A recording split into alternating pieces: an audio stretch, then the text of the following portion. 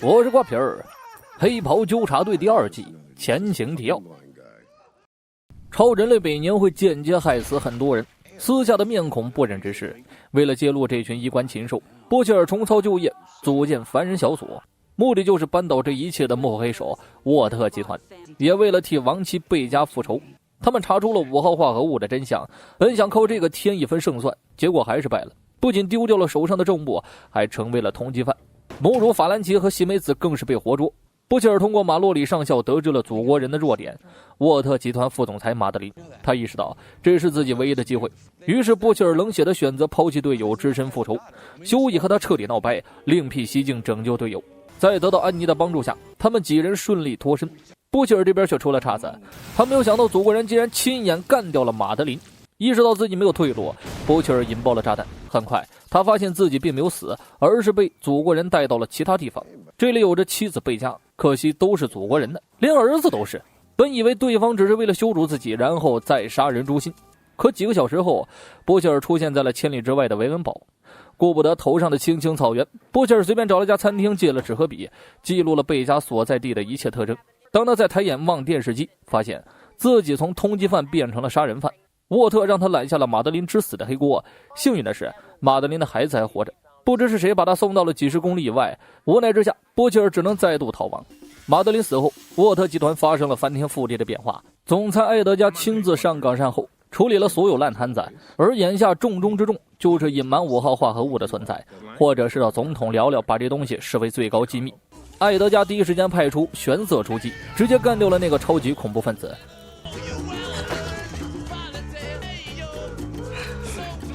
并且由祖国人和星光主持了透明人的葬礼，只终究包不住火，不如主动公开。他们把透明人的死推给了超级恐怖分子。祖国人表面兄弟的功夫到头了，他对透明人的儿子保证自己会给好兄弟一个交代。仪式在星光的歌声下画下了帷幕，电视前的深海嗷嗷哭。可当他看到7人组合照里自己被劈掉时，连忙向沃特的祖宗问了声好。为透明人送行的粉丝挤满了大街，祖国人和星光接连上去抚慰民心。在接受记者采访的时候，星光不停地拍着祖国人的马屁。没有这个好大哥，7人组早就崩溃了。回到7人塔，祖国人走进了马德琳生前的办公室，那一刻他的心情是沉重的。马德琳是他真正在乎过的人。忙碌了一天的祖师傅打开了冰箱，拿出了马德琳为婴儿储备的乳汁，简单加热了一下，这就是祖师傅今天的早餐。他贪婪地吮吸着乳汁，模样像极了巨婴。这时艾什莉走了进来，祖国人把他叫回来的目的就是接马德琳的班，但有一个条件，那就是自己才是老大。艾什莉只是个发言人，7人组少了2名大将，招募自然是第一大事。盲点是第一个突破重重考验的备选人员，他虽然眼睛看不见，但耳朵贼好使，实力也不容小觑。祖国人走过去就是一记双峰贯耳，嘴里念叨着什么垃圾玩意儿，一个瞎子还想加入7人组。身为7人组队长，队员的审核是极为严格的，他不允许艾什莉再犯这种错误。紧接着就被打脸了。祖国人和梅福正在录制军事广告，他们加入了国防部，自然要靠人气宣传一波。这时一个开着直播的女人闯了进来，对着网友揭穿了广告的虚假。都是演员，都是布景。祖国人走过来咯嘎一笑，镜头面前他也不好意思发飙。女人突然自我介绍，一名风暴，是艾德加总裁亲自签约的新人，在7人组里代替透明人。祖国人什么也没说，但表情像是吃了屎。从没去过82楼的祖国人破例跑了一趟，亲自找艾德加讨个说法。马德琳在世都不敢瞒着自己招募成员，祖国人心里有谱。年底他的合约就要到了，怎么说来着？流水的公司，铁打的人才，像他这种级别，走到哪儿都是香饽饽。祖国人想给艾德加一个下马威，要敢不尊重我，沃特迟早要完。艾德加反手问他了不了解费德里克·沃特。这是沃特集团的创始人，早在2战时期就已经在基因学方面有了绝对突破。当初他在德国靠着人体实验来研发5号化合物，哪知后来2战爆发，费德里克回到同盟国后第一件事就是测试5号化合物，成功打造出了士兵男孩这样的存在，击败了数不清的敌人，一下子立了功。沃特的地位一路上升，艾德加的话说的祖国人云里雾里的。他真正想告诉祖国人的是，沃特集团不是超级英雄集团，而是制药集团。最值钱的不是某个超人类，而是5号化合物的配方。而祖国人把5号化合物提供给了各地的恐怖分子，这会引起无限的麻烦。埃德加还得帮忙擦屁股，所以他不需要尊重祖国人。做决定前也不用请示祖国人，因为祖国人就是个麻烦人，被怼得哑口无言。祖国人飞到了贝加的住所，也揭示了布切尔活着的真相。贝加答应只要放过布切尔，祖国人就能来探望儿子。看着新闻报道上光鲜亮丽的超级英雄，修乙从简陋的地下室里爬了起来。相比之下，他们的生活简直惨不忍睹。安妮住着俯瞰纽约城的豪宅，光一张床都比修乙的屋子大。2个天差地别的人还保持着联系。法兰奇带他们躲到了黑帮的据点，平日里干着老本行赚钱。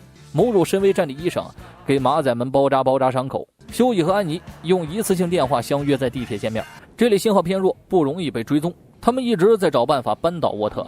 经过调查，修乙找到了一个人，绰号壁虎。他在沃特集团的研究室工作，是离5号化合物最近的人。这个人安妮打小就认识，为了任务只能冒险一把。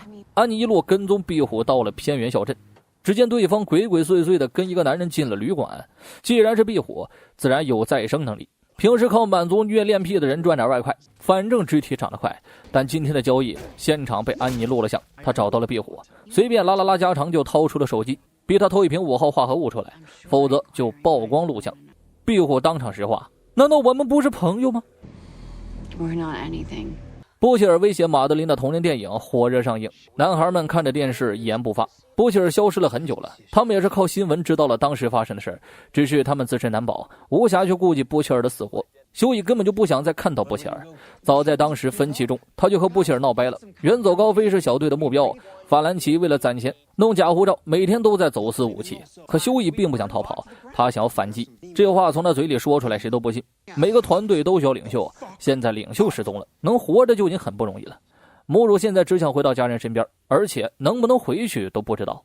他每天都在为女儿搭玩偶屋，想着有朝一日万一梦想实现呢？帮派一个马仔受了重伤，这种程度只能去医院，母乳也不可能治百病。法兰奇听说了来龙去脉后，当时就懵了。几个人连夜赶到了事发地，一艘货船被丢到了马路上，诡异至极。西梅子巡查了一圈，发现了一个千纸鹤，心里顿时升起一股极强的预感。监控显示，一个鸭舌帽男人被走私到了码头，正是帮派所做。法兰奇也一直被蒙在鼓里。鸭舌帽男人为了反抗，空手拖起了货船，这才导致了马仔的伤势。又是超级恐怖分子，到底是谁在出钱走私他们呢？西梅子回到安全屋，对着法兰奇不停地比划着。他不能说话，也不会写字儿，只能用刚刚学出的字母拼出了 boy 这个词儿。法兰奇头不水，你说鸡巴溜呢？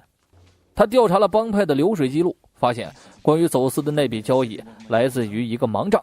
修乙担心这个超级恐怖分子会搞破坏，所以想带着伙计们去阻止。依旧没有人愿意听他的鬼话，没有波切尔寸步难行。修乙想联络安妮帮忙，这话直接逗笑了母乳，冲上去就是一个大嘴巴子。联络7人组成员，你是想害死我们吗？法兰奇赶紧劝架，他们都不敢赌了，都是凡胎，干嘛要作死呢？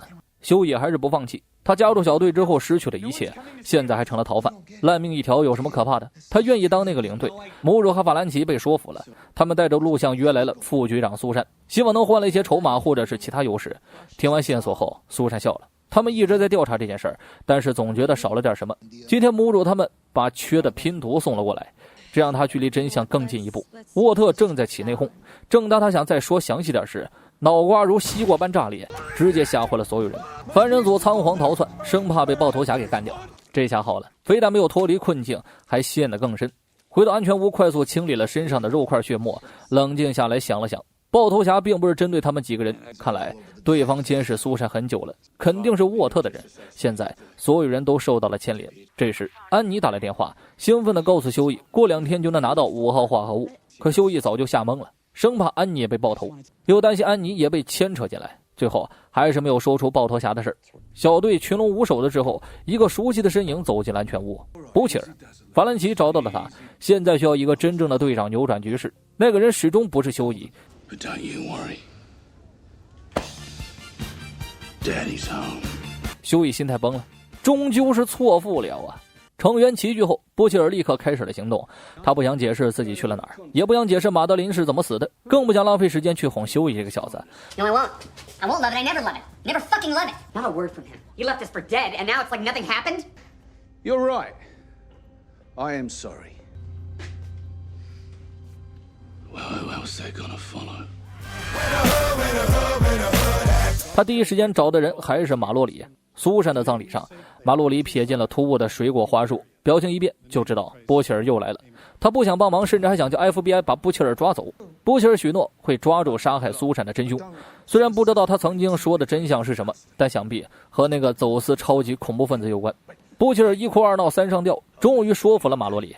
回到安全屋，布切尔把这个好消息说了出来，只要抓住超级恐怖分子就能豁免。休伊不信他说的，这家伙为达到目的不择手段，可还是想去一探究竟。马洛里给他们提供了一个地址。去之前，西梅子一直很紧张，还有点激动。在里屋，他看到一个男人，二话不说就拔了头。法兰奇发现死者身上有着闪耀之光组织的纹身，那不是绑架西梅子的组织吗？他这才知道西梅子为何下手。一通摸索，西梅子终于找到了超级恐怖分子，他立刻过去抱住了对方，因为这是他的亲弟弟老鼠。姐弟重聚后高兴地哭了，躲在角落里的法兰奇也没忍心上前打扰，他可算知道西梅子要表达的含义了。休伊是直奔波切尔面前，想劝他别开枪，波切尔哪跟他多逼逼，抬手就这一枪，幸亏被休伊扑倒打偏了，子弹惊动了老鼠，直接移动货架打倒了众人，跟着姐姐撒腿就跑。法兰奇在追去时早已不见人影，好在小队无大碍，都没受什么伤，但波切尔有些暴怒了，自打老子回来，休伊一个臭嗨就疯狂针对，波切尔直接把休伊踢出了小队。 Fuck off。招呼母乳和法兰奇跟上继续追击，可没有一个人动弹。这次他们都站在休伊这边。西梅子是自己人，弟弟自然也是自己人，而你刚刚却想对自己人下手。眼看休伊改变了两个人的性格，波切尔只能说出真相。他这么做是想救回贝加，为了老婆，他愿意低三下四求兄弟们帮忙。西梅子和弟弟在秋千上叙旧，互相说了这些年的经历。他们都被五号化合物变成了怪物，好在姐弟之间能够重聚，曾经的煎熬也值了。西梅子想让弟弟跟自己回去，法兰奇他们会保护我们，但老鼠根本不相信美国人，就是他们让自己变成了5号化合物的产物。西梅子又想带他回家，可家已经不存在了。沃特曾派人屠了整个村子，惨状记忆犹新。老鼠被闪耀之光洗脑不清，他想要靠自己复仇。为了阻止弟弟送死，西梅子出手了，想要把他送到法兰奇他们手里。没想到弟弟也真是忍心下手。西梅子迫于无奈勒晕了他，恰好伙计们闻声赶到，这才把老鼠安顿好。众人上车后，波切尔冲着休伊的脸就是一拳，他警告休伊别想阻止自己救老婆，否则连你一起杀了。休伊缓缓站了起来，这一刻他想要退出了，可离了伙计们，自己又能活多久呢？休伊最终还是上了车。沃特这边忙里忙外宣传着风暴，作为7人组第3名女性，反响自然是极好的，广告和节目接到手软。风暴属于那种刀子嘴刀子心，怼起记者来毫不留情，说话也丝毫不顾及自己的英雄形象，属于是想到什么就说什么。超级英雄的制服没兜，这样他每次赶行程时都随身背着书包。这里我严重怀疑安妮笑场了。记者问起了火车头，安妮知道那家伙掌握着自己帮助休伊的证据，但表面上依旧是十分挂念。哪知节目组真的请来了火车头，安妮有点慌了。她试探地问了问火车头还记不记得当时发生的事。火车头记得清清楚楚，却没有对任何人说。风暴心直口快，屡次在媒体面前批评沃特集团，这些话安妮他们哪敢说呀？风暴认为这群人贼虚伪，安妮几次找他聊天都被怼得哑口无言，想找个志同道合的朋友真难呢。这时壁虎找了过来，他成功拿到了5号化合物，条件是从此别找自己。正如风暴所说，制服根本就没兜。安妮不知如何是好，火车头突然出现在身后，他清楚地看到安妮把什么东西藏在了靴子里，可检查一番后啥也没有，因为安妮早就偷偷把5号化合物藏在了风暴的书包里。事后他随便找了个借口跟风暴攀谈了起来，借机拿回了化合物。回到卧室，他激动地给休伊发了短信，还表示自己有点慌，速回。哪知火车头转眼再次出现，而且被抓了个正着。安妮心里一惊，马上就想到了对策。他先利用魔爪女的死攻破了火车头的防线，又虚张声势说会曝光魔爪女死亡的真相。这一来二去，火车头也不敢轻举妄动，他不想因为多管闲事而被踢出7人组，只能转身离开，心里有话还说不出来。其他成员也过得不太好，梅芙的前女友艾琳娜得了阑尾炎，他不得不推掉所有行程来照顾艾琳娜。分手的原因就是祖国人，那家伙的狠辣梅芙最清楚，若是让他知道了艾琳娜和自己谈过恋爱，艾琳娜绝对难逃一死。祖国人这会儿哪想得了那么多呀，正跟儿子莱恩玩棒球呢，他坚信莱恩是个小祖国人，所以不断尝试教他觉醒能力，过程一直遭到贝加的阻拦。借着送儿子上课的空隙，贝加一路狂飙到了尽头。原来他住的地方是个超大监狱，完全是沃特建立起来约束他们母子的。贝加恳求守卫和博士放自己出去，因为当初的协议是永远不让祖国人知道。现在祖国人天天过来吃饭，恶心的亚痞，可惜博士惹不起祖国人，只能委屈贝加母子。祖国人很享受有家的感觉，这令他很温馨。每晚哄着儿子睡觉，给他讲讲自己的故事，比在外面尔虞我诈要舒服多了。他希望有朝一日莱恩能和自己一起飞翔，成为金字塔顶端的人。虽然屡屡被贝加泼冷水，但他还是乐在其中。舔着个逼脸吃完了贝加做的早餐，祖国人带着儿子跑到了院子里玩，第一课就是教他起飞。自己像儿子那么大的时候，飞行速度已经超音速了。莱恩哪接受过这种教育啊，吓得连连恳求，求爸爸别逼自己往下跳。祖国人一听心都化了。You call me dad. 你居然叫我爸爸，那我就让你感受一下爹的爱呀。我是瓜皮儿，下期见。